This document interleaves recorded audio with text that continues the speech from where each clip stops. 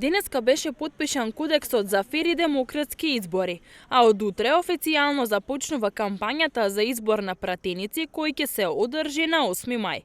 За места во собранието ќе се бораат 17 партии и коалиции, а 13 од нив имаат листи во сите 6 изборни единици.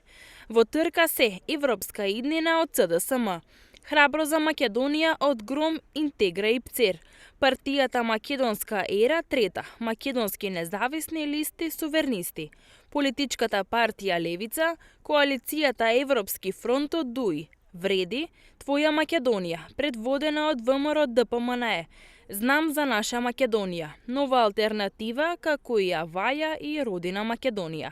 Поднесена е и листа од група избирачи Ѓула Челику, која влез во парламентот ќе бара само преку 6-та изборна единица. Во 4-та изборна единица во која спаѓа Струмица и околните Василево, Босилово и Новосело, како и општините Гевгелија, Дојран, Валандово и Радовиш. Листи за дел од парламентарниот состав во собранието имаат поднесено 10 партии и коалиции.